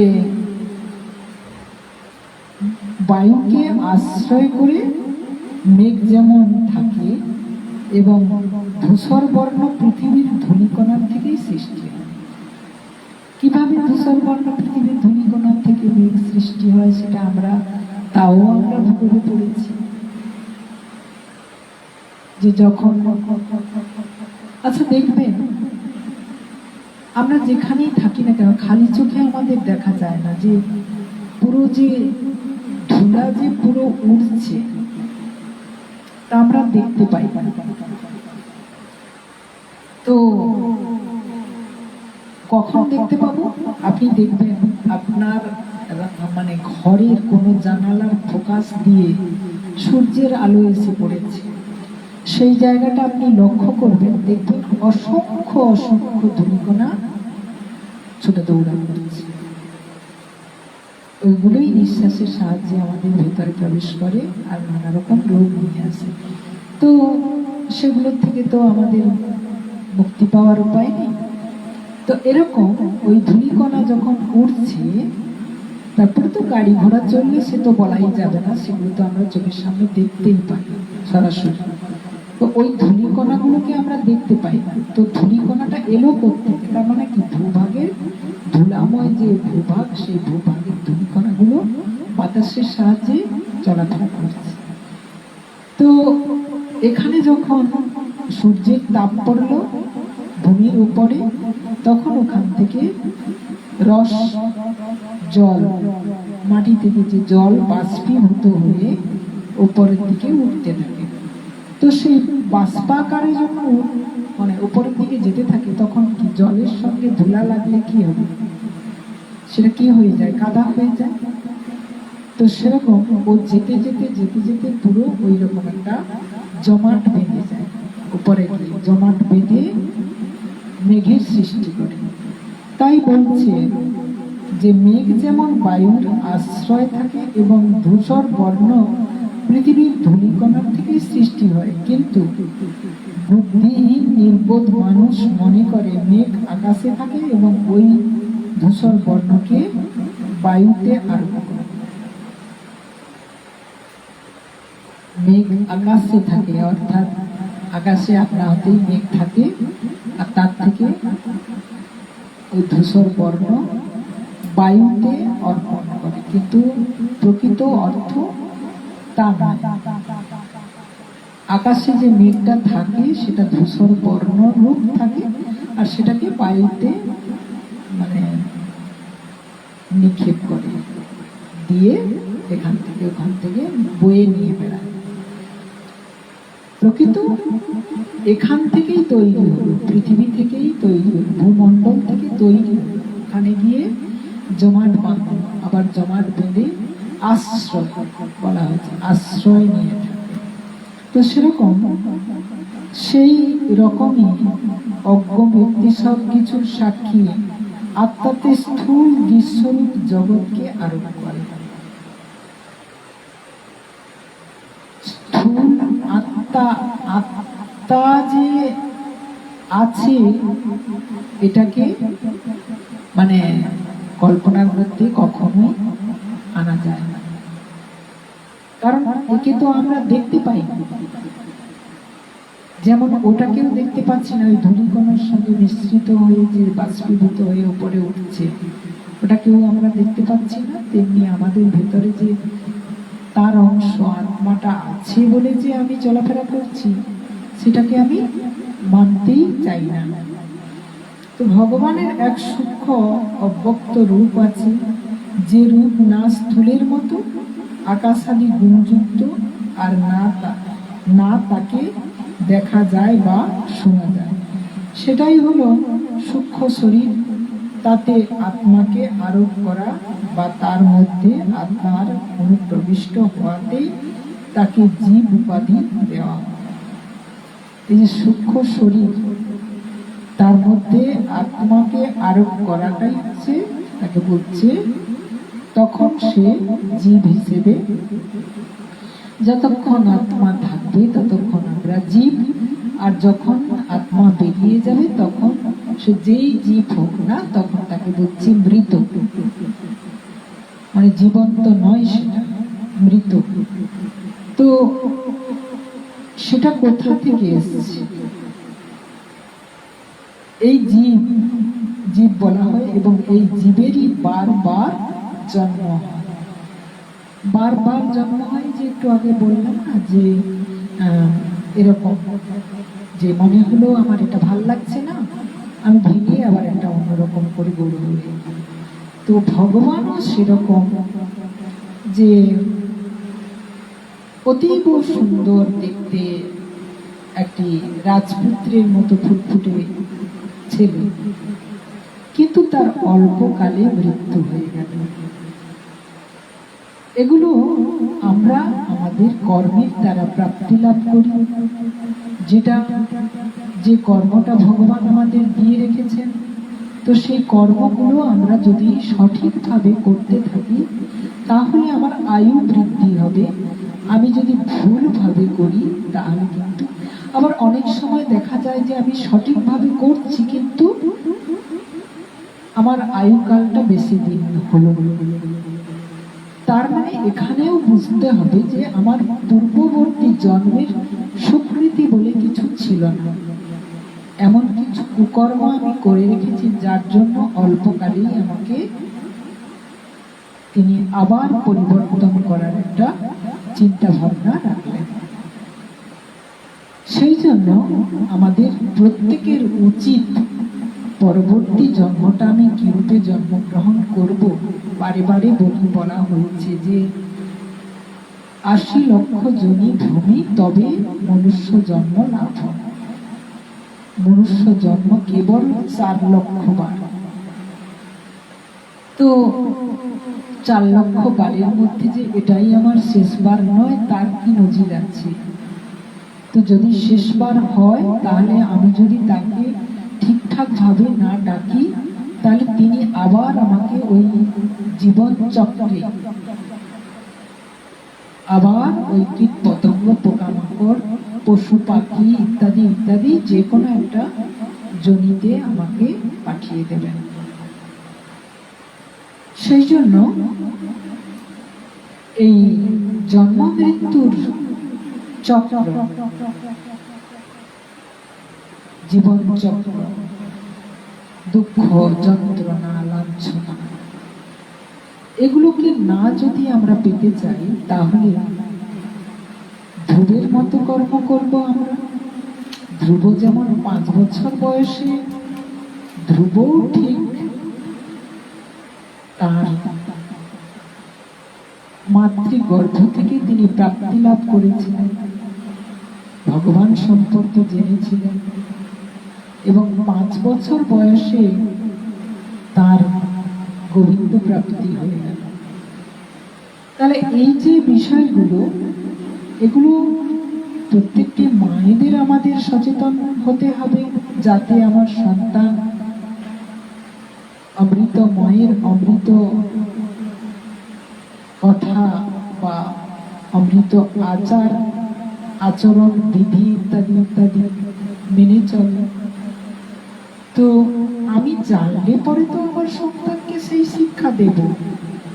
আমি যদি না জানি, তাহলে আমি আমার সন্তানকে শেখাবো কি করে? আমি নিজেই জানি না আমার জীবন কিভাবে পরিচালিত করতে হবে, তো আমি অপরকে শেখাবো কি করে?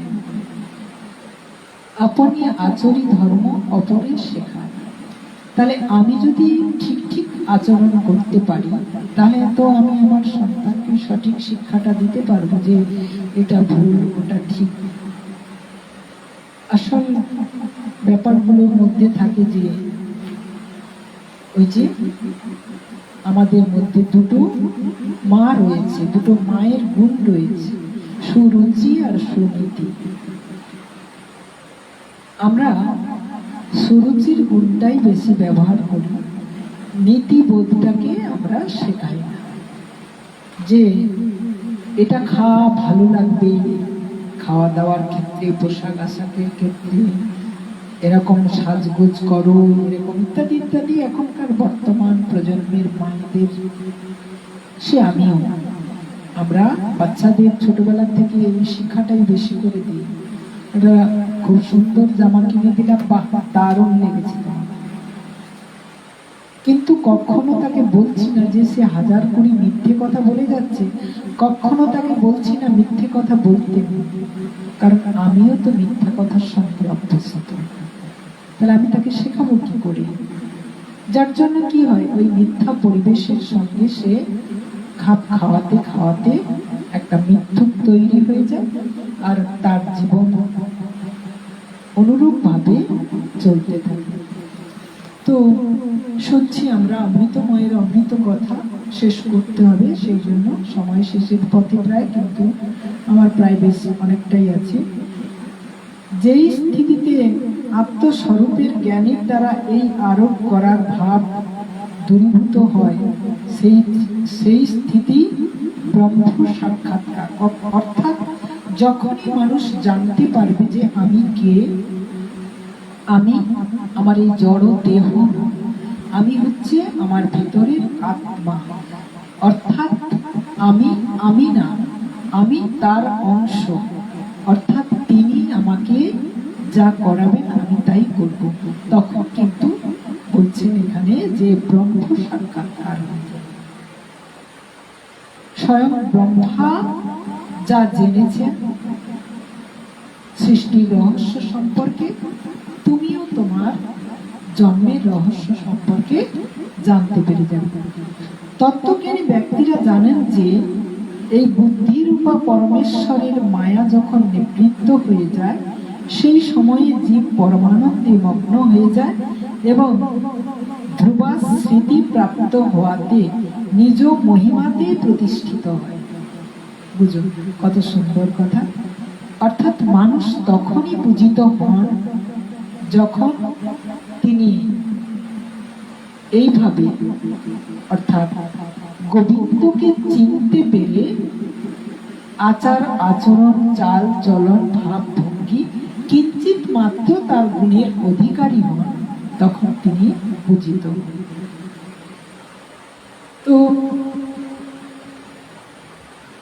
ভক্তবৃন্দ, আমরা সকলে আশা করি পথ অনুসরণ করব। শুধু শ্রবণ করলে হবে না, তার সাথে সাথে এগুলো গ্রহণ করতে হবে, তাহলে আমাদের পরিবর্তনটা তাহলে আমরা অনুভূতির মধ্যে আনতে পারব। প্রকৃতপক্ষে যার জন্ম নেই এবং কর্মও নেই, সেই অন্তর্যামী ভগবানের অপ্রাকৃত জন্ম এবং কর্মকে তত্ত্বজ্ঞানী পণ্ডিতগণ এভাবেই বর্ণনা করেন, কারণ তার জন্ম এবং কর্ম বেদের এক অতি গুচ্ছ রহস্য। তাহলে বোঝা গেল, যার জন্ম নেই, যার কর্ম নেই, অর্থাৎ তিনি তো জন্মাননি, তিনি তো আছেন। তিনি বিভিন্ন, এই যে প্রথমেই বলা হয়েছিল যে তার বিরাট আকৃতি, অনেকগুলো মাথা, অনেকগুলো হাত, অনেকগুলো পা, চক্ষু, কর্ণ ইত্যাদি ইত্যাদি, মানে সবকিছুটাই অনেক অনেক। এর দ্বারা কি বোঝা যায় যে বিভিন্ন রূপে তিনি বিরাজমান।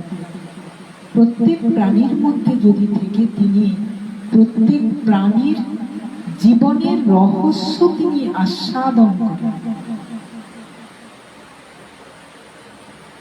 কুকুর যখন তার বাচ্চাকে মানে আদর যত্ন করে, তার মধ্যে তিনি থেকে ওই রসটা তিনি আস্বাদন করেন।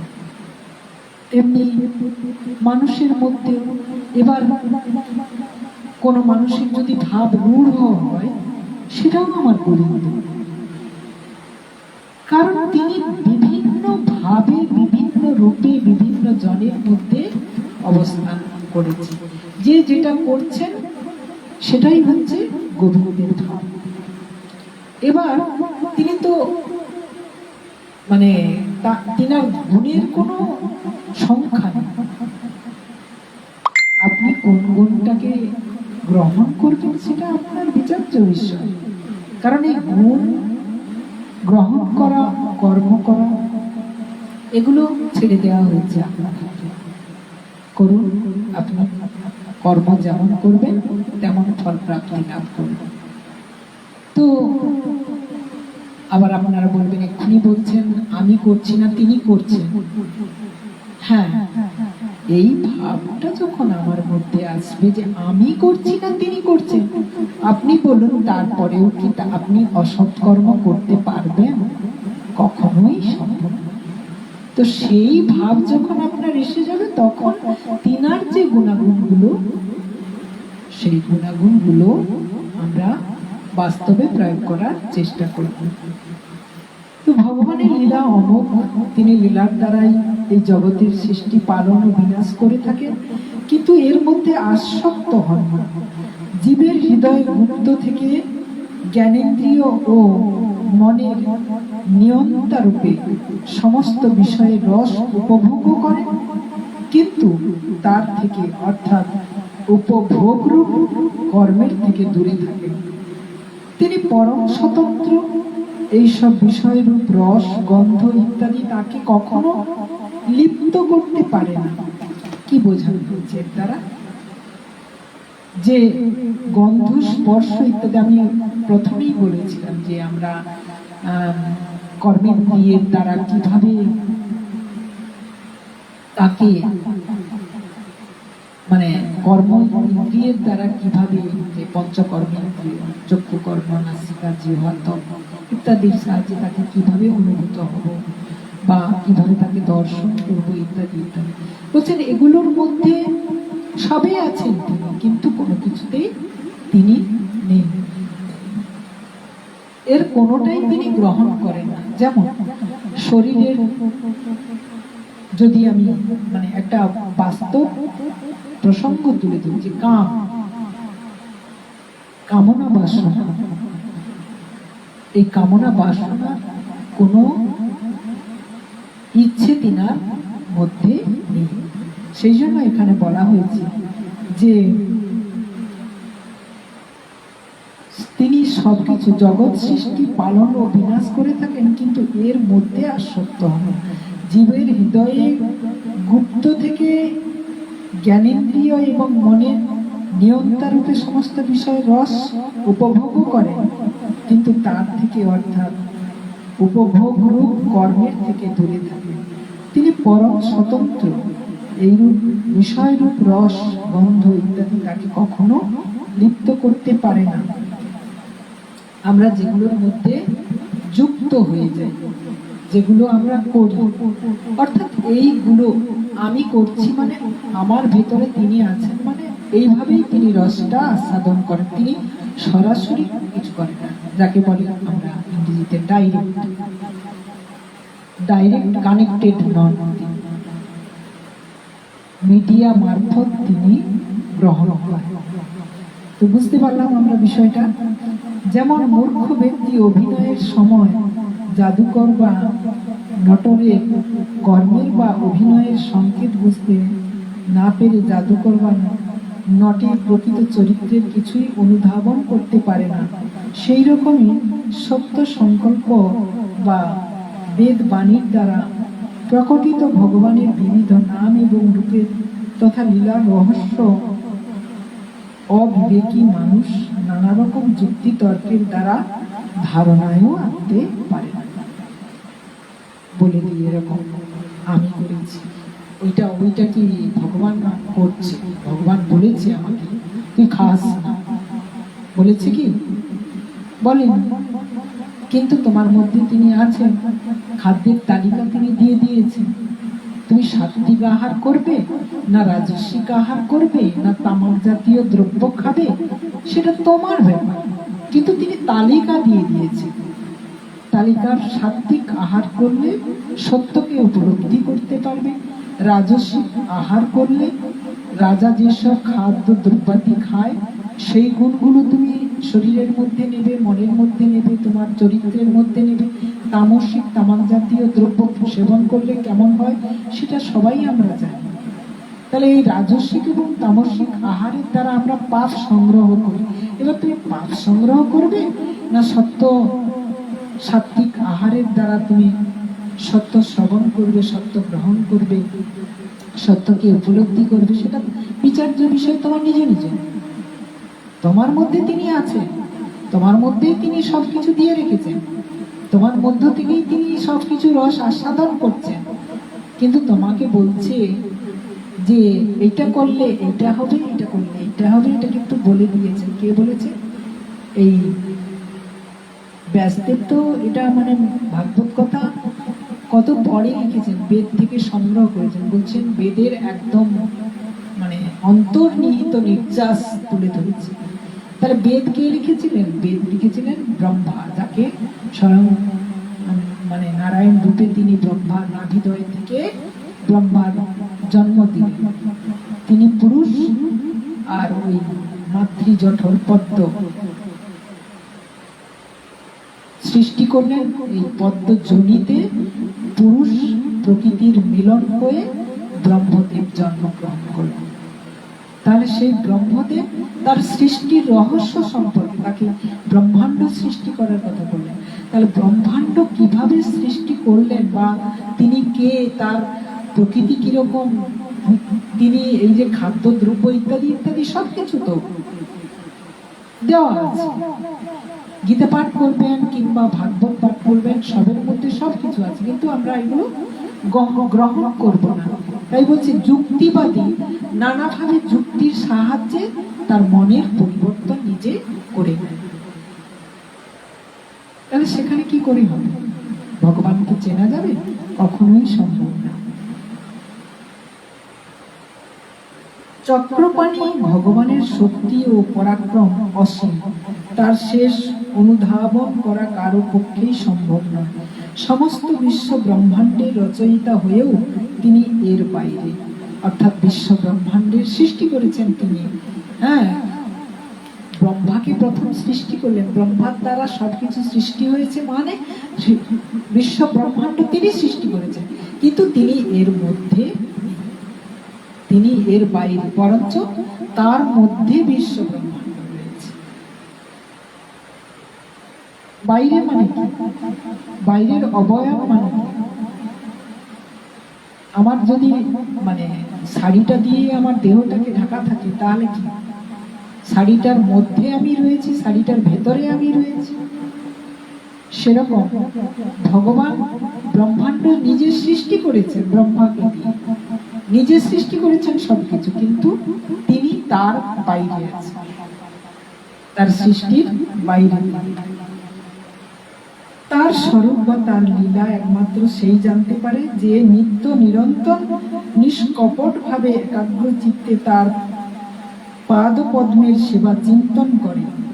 সে সৌনকাদি, হে সৌনকাদি ঋষিগণ, আপনারা অতীব সৌভাগ্যশালী ও ধন্য, যেহেতু আপনারা এই জীবদ্দশায় বাধা বিঘ্ন সংকুল এই সংসার বর্তে সর্বলোক প্রভু ভগবান শ্রীকৃষ্ণের প্রতি এই সর্বাত্মক আত্মভাব, এইরকম অনির্বচনীয় অনন্য অনুরাগ পোষণ করেন, যার ফলে এই জন্ম মৃত্যুরূপ সংসারের ভয়ঙ্কর চক্রে আর পড়তে হবে না। অর্থাৎ সুত শেষমেশ মুনি ঋষিদেরকে, সৌনকাদি মুনি ঋষিদেরকে বললেন যে সংসার রূপ